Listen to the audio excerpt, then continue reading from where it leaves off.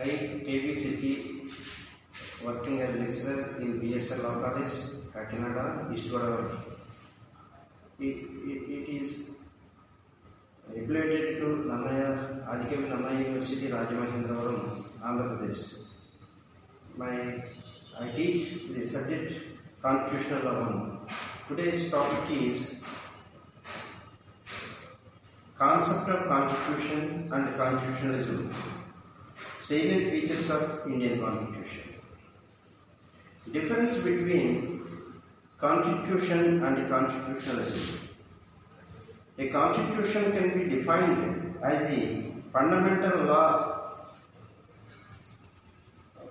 laws, custom, conventions, rules and regulations, stipulating how a country is governed, while constitutionalism can be defined as a principle which is not just a constitution but put limitations to the activities of individuals and the government. The constitutionalism says the limitations of the government. The government have limited powers. Constitution is a legal document formed by a body of principles representatives. Constitutional law is a border term. Constitutionalism means limited government. A constitution is a legal document having a special legal sanctity which sets up the framework and the principal functions of the government organs of a state, and lays down the principles governing the operation of those organs. The Constitution is formed by a body of representatives duly elected by the people at a particular point of time in history. The Constitution places itself above and between the two processes of law making and law enforcement. The Constitution is a source of power and not an exercise of legal power. Constitutional law is a broader term as it comprises of the Constitution, statutory regulations, judicial decisions and the conventions. It has been developed by interpretation of the Constitution through judicial review. It consists of legal norms and non-legal norms. Legal norms are those which can be enforced and applied by the courts, whereas non-legal norms refer to conventions, usages, practices and customs. Constitutionalism means that the government should be limited in its power, and its authority depends upon its ability to observe those limitations. The doctrine or system of government in which the governing power is limited by enforceable rules of law and concentration of power is limited by various checks and balances, so that the basic rights of individuals and groups are protected. A commitment of limitations are ordinary political power. It revolves around a political process, one that overlaps with democracy in seeking to balance state power and individual and collective rights. Constitutionalism recognizes the need for government with the power, but at the same time insists that limitation be placed on those powers. It envisages checks and balances by restraining the power of government organs by not making them uncontrolled and arbitrary. Salient features of Indian Constitution. The following are the salient features of the Indian Constitution. Number 1, written constitution. Number 2, lengthiest constitution. Number 3, a sovereign, socialist, secular, democratic republic. Number 4, quasi-federal. Number 5, parliamentary democracy and cabinet form of government. Number 6, fundamental rights. 7, directive principles of the state policy. 8, fundamental duties. 9th, adult surface. 10, single citizenship. 11, judicial review and independence of judiciary. And 12th, both rigid and flexible. Number 1, written constitution. The Constitution of India is in writing, whereas the Constitution of America is unwritten. The farmers of the premise of the Constitution, that is the drafting committee headed by Dr. B.R. Ambedkar as chairman, and other 8 members have taken all precautions and borrowed the provisions of the other constitutions of the world. They studied all constitutions in the world. They borrowed the provisions which are suitable for the welfare state.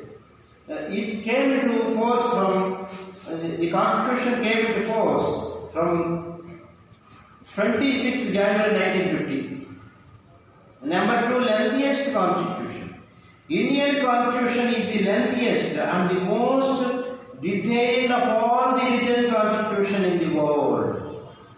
At the time of passing it, originally constituted 395 articles divided into 22 parts and 8 schedules. In view of changing needs, the Constitution has been amended from time to time by inserting and omitting the provisions and articles. Indian Constitution is lengthy for the following reasons. Number 1, India to be a federal state, elaborate provisions were made for center-state relations. Number 2, the territory of India comprises of various races, religions, communities and castes. Adequate special provisions have been provided to safeguard the interests of the society, socially and economically backward and minority communities.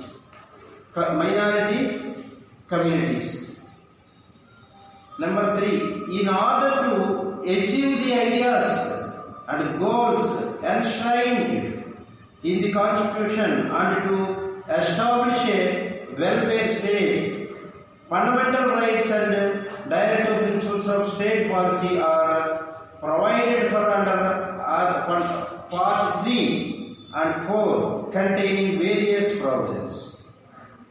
Number 4, similarly, many other provisions with regard to citizenship, electoral machinery, emergency provisions, etc. are incorporated. Therefore, the Indian Constitution is the lengthiest among all constitutions in the world. Number 3, a sovereign, socialist, secular, democratic republic. The preamble of the Constitution declares India to be a sovereign, socialist, secular, democratic republic. The word sovereign, socialist, secular, democratic republic. The word sovereignty means that the state has power to legislate on any subject in conformity with the constitutional limitations. India is sovereign. Its membership of the Commonwealth of Nations and of the United States organizations does not restrict her sovereignty. The word sovereignty emphasizes that India is fully independent and is no more dependent upon any outside authority. India is a sovereign state as it recognizes no other state country's supremacy over it. The words socialist and secular were inserted in the preamble by the Constitution, that is 42nd Amendment Act 1976. India has chosen its own brand of socialism through mixed economy. The terms of secularism or secular state means a state which has no religion of its own as recognized a religion of the state. In other words, the state will not propagate any religion and sects are religious. Equality, choice is left to people to practice any religion. The term democratic denotes a form of government which secures power authority from the will of the people. In other words, the voice of the government is nothing but the choice of the people. It means the ultimate power is in the hands of people.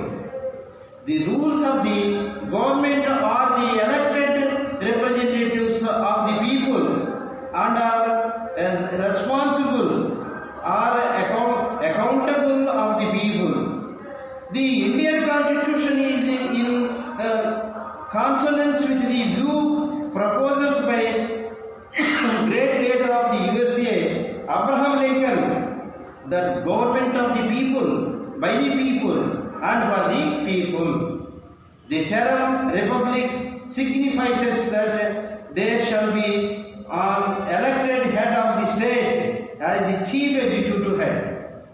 That is, President of India is the chief executive head. Quasi-federal constitution of a country may be unitary or federal.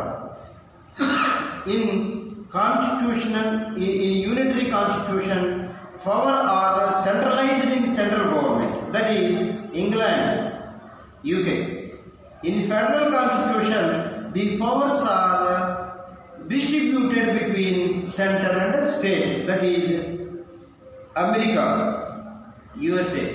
However, Indian constitution satisfies both the unitary and federal features.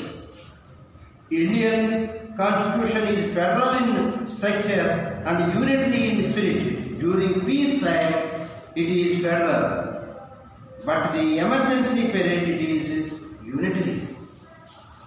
Number 5, parliamentary democracy and cabinet form of government. The significant features of Indian Constitution is the parliamentary democracy and cabinet form of government. In parliamentary democracy, the government gets authority or power from will of the people. In cabinet form of government, the President of the constitutional head and the legal executive power is vested in the Council of Ministers headed by the Prime Minister. The sixth, fundamental rights. Fundamental rights are inherent for survival of human life. They are very essential and without which a human being cannot survive. Part 3 of the Constitution, containing Article 12 to 35, fundamental right can challenge in the court of law. Whenever the people infringed their fundamental rights, they have right and they can challenge in the court of law to refute them. Article 32 and 226. Article 14, equality before law and equal protection of laws. Article 19, freedom of speech, etc. And Article 21, right to life and personal liberty are of great importance and are described as golden triangle. Number 7, directive principles. Part 4 of the Constitution deals Article 36 to 51. Society is guaranteed with certain directives for certain of welfare state. Directive principles are not enforceable. The citizens cannot challenge in the court of law to refute the directive principles of state policy. Directive principles of state policy give directions to the government or legislature while making legislation. By a special method of amendment, while the flexible constitution is one, the provisions of which can be amended by ordinary legislation process. Article 368 confirms the power to amend the constitution on the Parliament. Provisions of the constitution is 3 ways, namely simple majority. Number 2, special majority. Number 3, special majority and ratification by states. Hence, the Constitution of India is both rigid and flexibility. To amend the Constitution, the norms and rules of the Constitution is both rigid and flexibility.